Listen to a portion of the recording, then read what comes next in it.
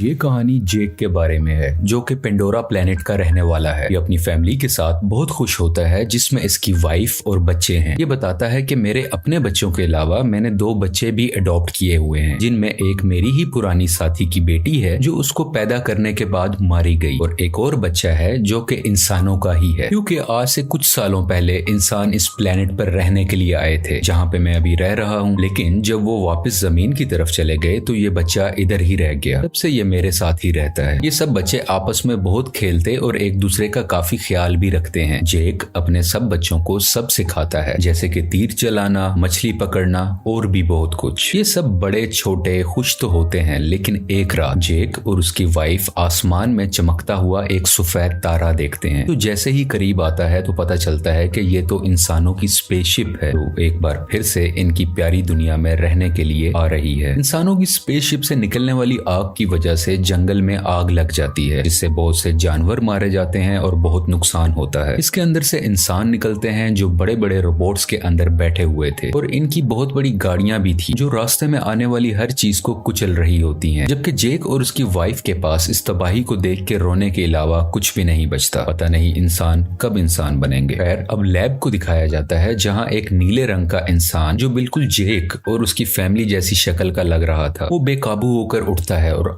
आसपास के लोगों को मारने लगता है। उसको उसके साथी कंट्रोल करते हुए बताते हैं कि आप हमारे कॉलोनल हैं, यानी कर्नल हैं, और आप इंसान ही हैं। हमने आपके मरने के बाद आपको मॉडर्न टेक्नोलॉजी की मदद से ऐसी बॉडी दे दी है जिस वजह से आप इस प्लेनेट में जिंदा रह सकेंगे। आप दिखने में इस प्लेनेट के लोगों जैसे ही लगेंगे, तो आपको फिक्र करने की कोई जरूरत नहीं है। इसी तरह बहुत से इंसानों को ऐसी बॉडी दे दी जाती है जो कि हम इन कर्नल के आसपास खड़े लोगों में देख भी सकते हैं। दूसरी तरफ जेक और उसके साथी इंसानों को रोकने के लिए उनकी ट्रेन को तबाह कर देते हैं, जिसमें उनके हथियार और खाने का सामान जा रहा था। ये लोग खुद उड़ने वाले क्रिएचर्स पर थे और इंसानों के हेलीकॉप्टर्स को भी तबाह करने के बाद उनका सामान लूट लेते हैं। जब कर्नल को इस होने वाले नुकसान का पता चलता है तो वो जेक को मारने का प्लान करता है, क्योंकि जेक ही है जो नावी लोगों का लीडर है। बेसिकली जेक और उस जैसे दिखने वाले लोगों को नावी कहा जाता है। ये सभी वो लोग हैं जो जंगलों में रहते हैं और इन्हीं ने ट्रेन पर अटैक भी किया था। लेकिन कर्नल की सीनियर ऑफिसर उसको बताती है कि हमने जब भी जेक के जंगल में अपने जहाज भेजे तो उनके उड़ने वाले क्रिएचर्स ने हमेशा उनको तबाह किया। अब तुम ही हमारी उम्मीद हो जो कुछ कर सकते हो। तो कर्नल जंगल में अपने कुछ साथियों के साथ पैदल जाता है जहाँ पर जेक के बच्चे खेल रहे थे। वो अपनी तरफ इंसानों को आता देखकर अपने फादर को बताते हैं, लेकिन उसी वक्त इंसान उनको पकड़ लेते हैं। कुछ ही देर में जेक की वाइफ वहां पर पहुंचकर एक इंसान के सर से तीर आर पार कर देती है। दोनों में लड़ाई शुरू हो जाती है। जेक की वाइफ अपनी बाकी बच्चों को तो बचा लेती है, लेकिन कर्नल उसके उस बेटे को उठा के अपने साथ ले जाता है जो इंसानी शक्ल वाला बच्चा था, जिसको इन्होंने अडॉप्ट भी किया हुआ था। जेक की वाइफ अपने बच्चे को लेके परेशान ही थी कि जेक कहता है कि हमें इस जंगल को छोड़कर जाना होगा, क्योंकि मैं यहाँ का लीडर हूँ और वो कर्नल मेरे पीछे है। क्योंकि जब पहले इंसान यहाँ आए थे तब मैंने ही कर्नल को मारा था। क्योंकि वो नीले जिस्म या एवाटार में जिंदा होकर दोबारा आया है तो वो मुझे मारना चाहता है। अगर मैं, तुम और हमारी मुकम्मल फैमिली यहाँ से चली गई तो हम अपने कबीले के बाकी लोगों की जान बचा सकेंगे, क्योंकि हमारा पकड़े जाने वाला बच्चा जल्द ही हमारी लोकेशन बता देगा कि हम कहाँ रहते हैं और इंसान यहाँ तक पहुंच जाएंगे। जेक की वाइफ जाना तो नहीं चाहती लेकिन आखिरकार मान जाती है। जबकि दूसरी तरफ इंसान जेक के बच्चे पर जुल्म कर कर उसके घर का पता पूछ रहे होते हैं, लेकिन वो हिम्मत करता है और कुछ भी नहीं बोलता। तभी कर्नल आकर उनको रोकते हैं और कहते हैं कि ये इंसान है तो इसे हम इंसानों की तरह बात करेंगे। ये उसकी तरफ दोस्ती का हाथ बढ़ाकर बताता है कि मैं तुम्हारा असली फादर हूँ, और आखिरी बार जब मैं दुनिया में आया था तो मैं जानबूझकर तुम्हें यहाँ छोड़ के गया था, क्योंकि मैं साथ तुम्हें लेकर नहीं जाना चाहता था। लेकिन अब मुझे एहसास है और मैं तुम्हें अपने साथ वापस लेकर जाऊंगा। जिस पर वो मासूम बच्चा मान जाता है कि ठीक है, मैं आपको जगह दिखा दूंगा। जबकि दूसरी तरफ जेक और उसकी फैमिली अपनी कबीले को छोड़कर अपने उड़ने वाले क्रिएचर्स पर बैठ के यहाँ से बहुत दूर चले जाते हैं कि कम से कम कहीं रहने को नया ठिकाना मिले और वो वहां पे रह सके।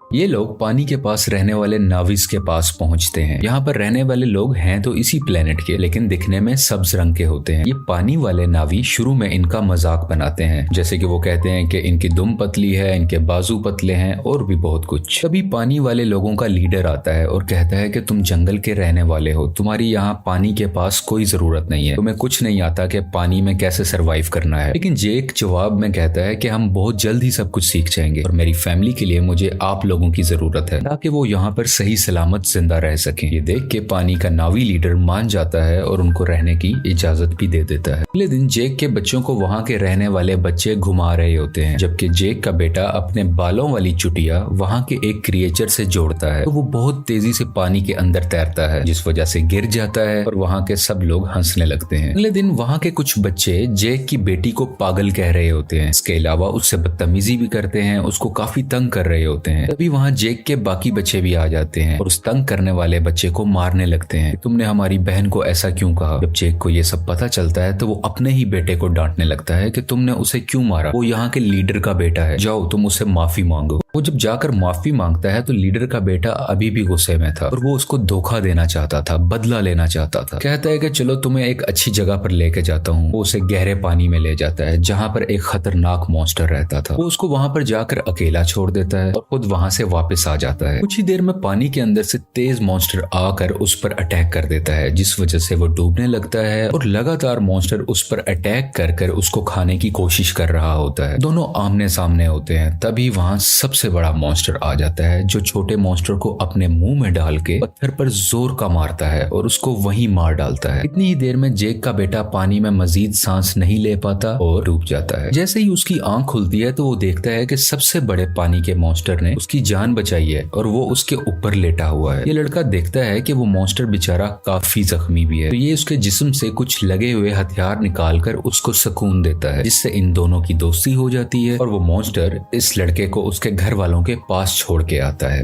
जब सब्ज कबीले वाले नावी लीडर को ये पता चलता है कि उसके अपने बेटे ने ही जानबूझ के हमारे मेहमान को मॉन्स्टर के पास मरने के लिए छोड़ा, तो वो उसको सजा देने लगता है। लेकिन जेक का बेटा कहता है कि आपके बेटे की कोई गलती नहीं है, ये मेरा आइडिया था गहरे पानी में जाने का, मैंने ही कहा था कि हम वहां चलते हैं। इसे देख के लीडर के बेटे को शर्मिंदगी होती है कि इसने मुझे बचा लिया, ना कि मैंने गलत किया था, मैं तो उसको मारना चाहता था। इसी चीज को देखते हुए वो अब दिल से इनका अच्छा दोस्त बन जाता है। जेक का वही बेटा सबको बताता है कि बड़े मॉन्स्टर ने मेरी जान बचाई, पर सब दोस्त उसका मजाक बनाने लगते हैं और कोई भी उसका यकीन नहीं करता। अगले दिन ये दोबारा उसी बड़े मॉन्स्टर के पास जाता है और जाके बहुत ज्यादा एंजॉय करता है। वो दोनों आपस में बहुत खेलते हैं, जबकि कर्नल जेक की तलाश में अब तक फिर रहा था कि तभी उसको इन्फॉर्मेशन मिलती है कि जेक अपनी फैमिली के साथ कहां कहां जा सकता है, लेकिन अभी भी एग्जैक्ट इन्फॉर्मेशन नहीं थी, इसलिए मजीद ढूंढना पड़ रहा था। कर्नल ने वहां के उड़ने वाले कुछ क्रिएचर्स पर अपना कंट्रोल भी कर लिया था, जैसे कि वहां के रहने वाले लोकल नावी लोग उन क्रिएचर्स को इस्तेमाल किया करते थे। सब इंसान जेक को ढूंढने के लिए निकल पड़ते हैं और एक जजीरे यानी आइलैंड पर पहुंचते हैं, जहाँ के लोग कहते हैं कि हमने कभी नहीं देखा जिसकी तस्वीर तुम हमें दिखा रहे हो। कर्नल को इन सब की बातें झूठ लग रही होती हैं, तो वो इन लोगों के एक क्रिएचर को मरवा डालता है। कर्नल का बेटा उसे समझाता है कि ये लोग कुछ नहीं जानते, ये सिर्फ मछलियां पकड़ते हैं, इन्हें छोड़ दो, ये कुछ नहीं जानते। तो कर्नल भी अपने बच्चे की बात मान लेता है, लेकिन जालिम इंसान फिर भी जाते हुए वहाँ आग लगवा कर उनके रहने की जगह को जलवा देता है। इस तरह और भी जगहों पर जाकर बहुत से मासूम नावी लोगों को मारने लगता है। सबसे बहुत कुछ पूछता है, लेकिन इस वक्त तक उसको जेक का पता नहीं चलता कि वो कहां पर गया।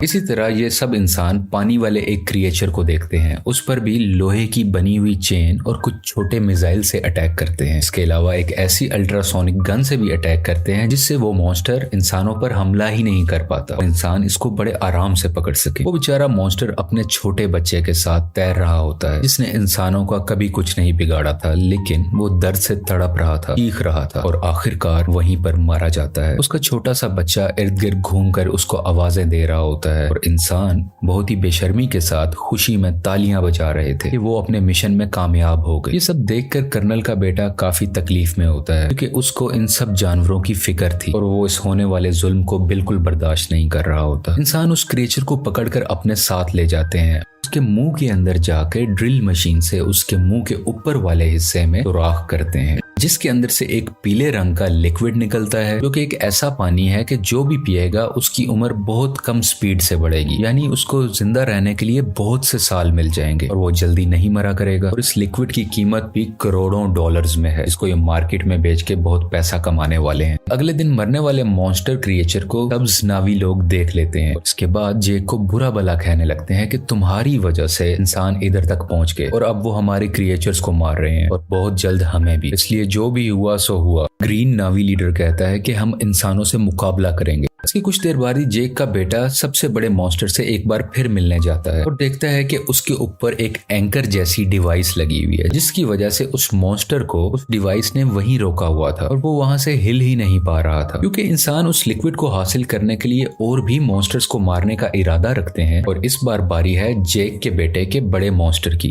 जो साइज में भी बहुत बड़ा है और उसमें से लिक्विड भी बहुत ज्यादा निकल सकता है। इसलिए इंसान अब इस मॉन्स्टर को मारना चाह रहे हैं। बेटा और बाकी भी उसके पास होते हैं, जबकि इंसान इस तरफ बढ़ रहे होते हैं। कर्नल भी इन बच्चों को वहां दूरबीन से देख लेता है। जेक और लीडर को पता चलता है कि उनके बच्चे खतरे में हैं और वो अपने हथियार उठाकर उन्हें बचाने के लिए निकल पड़ते हैं। बहुत मुश्किल से बच्चे बड़े मॉन्स्टर से वो डिवाइस निकाल देते हैं, जिस वजह से मॉन्स्टर वहां से आगे तैरकर निकल जाता है और बिल आखिर उसकी जान बच जाती है। लेकिन इंसान फायरिंग करते हुए अभी भी बच्चों का पीछा कर रहे होते हैं। यहाँ पे लीडर की बेटी मरने ही वाली होती है, तो जेक का बेटा उसका हाथ पकड़कर अपनी तरफ करके उसकी जान बचा लेता है। लेकिन थोड़ी ही देर में बच्चों को बड़ा सा जाल डालकर पकड़ लेते हैं और अपनी शिप पर ले आते हैं। कुछ देर तक बच्चों के पेरेंट्स भी यहाँ आ जाते हैं, यानी कि जैक वहीं रुककर देखता है कि उनके बच्चों को शिप के आगे कर्नल ने बांधा हुआ है। कर्नल कहता है कि अगर बच्चों की जान बचाना चाहते हो तो शिप पर तुम सिर्फ अकेले आओगे। तो जेक सबकी बेहतरी के लिए अकेले जाने का फैसला करता है। तभी जेक के बेटे का सबसे बड़ा क्रिएचर दोस्त पानी के नीचे से एकदम से ऊपर आकर इनकी शिप पर चढ़ जाता है और अपने हाथों और दुम से वहाँ खड़े इंसानों को मारने लगता है और हर चीज तबाह कर रहा होता है। ये देख के जेक और लीडर के लोगों को भी मौका मिल जाता है कि वो इंसानों पर हमला कर दें और वो सब लोग शिप की तरफ बढ़ने लगते हैं। इंसानों और इन सब नावी लोगों के दरमियान काफी लड़ाई हो रही होती है। बहुत से इंसान भी मारे जाते हैं और कुछ नावी लोग भी। और वो पानी वाला क्रिएचर इंसानों की एक छोटी शिप के ऊपर से छलांग लगाकर उसको लोहे की रस्सी से इनको दबाकर मार देता है। जेक भी इंसानों का मुकाबला करते हुए बच्चों के पास आके उनको वहां से छुड़वा लेता है। कुछ बच्चे अपने अडॉप्टेड इंसानी भाई को भी ढूंढ लेते हैं और वहां से भागकर अपनी जान बचाते हैं। लेकिन उसी दौरान जेक का एक बेटा मारा जाता है और उसकी माँ ये सब देखकर अपने दिल पर काबू नहीं रख पाती और चिल्ला चिल्ला कर रोने लगती है। जेक के दो बच्चे फिर से कर्नल ने पकड़ लिए होते हैं और वो लोग इंतजार कर रहे होते हैं कि जेक इनको बचाने आएगा और इसी मौके को देखते हुए हम उसे मार डालेंगे। जेक वहां बड़ी खामोशी से आकर धमाका करता है, जिससे हर तरफ आग ही आग हो जाती है। बहुत से इंसान भी मारे जाते हैं। उसकी वाइफ भी बहुत से इंसानों को अपने तीर से हमेशा के लिए खत्म कर देती है और एक इंसान को गुस्से वाली आंखें दिखाते हुए मार डालती है, क्योंकि अभी अभी उसने अपना बेटा खोया था। उसकी आंखों में दर्द था। मौका देखते हुए कर्नल जेक की बेटी की गर्दन पर चाकू रख के उन सबको हथियार डालने का कहता है। लेकिन उसी दौरान जेक की वाइफ वहां आकर कर्नल के ही बेटे की गर्दन पर चाकू रख देती है, जिसको देखते हुए कर्नल को उसकी बेटी को छोड़ना पड़ जाता है। अब फाइनली कर्नल और जेक की आपस में हैंड टू हैंड लड़ाई होती है। इसमें बहुत मुश्किलों के बाद जेक कर्नल का गला अपने हाथों में दबाकर उसे मार देता है और आखिरकार ये जालिम कर्नल पानी में डूबने लगता है। लेकिन कर्नल का बेटा उसे डूबने से बचाकर पानी के ऊपर ले आता है, क्योंकि कर्नल ने उसकी जान जो बचाई थी जब जेक की वाइफ ने उस पर चाकू रखा हुआ था। जब कर्नल कहता है कि बेटा मेरे साथ आओ, तो वो उस पर गुस्सा कर अपनी फैमिली के पास चला जाता है, यानी कि जेक के पास। और इसको देखकर जेक की फैमिली भी बहुत खुश होती है और उसको पहले की तरह ही प्यार करती है। आखिर में जेक अपने मरने वाले बेटे को पानी के अंदर दफना देता है और उस वक्त उसको सब पुराना याद आ रहा था कि मेरा बेटा जो आज मरा है उसको मैंने कैसे अपने हाथों में उठाया था जब वो पैदा हुआ था, और आज अपने ही हाथों से दफन भी कर रहा हूँ। और इस फिल्म की कहानी यहीं पर खत्म हो जाती है।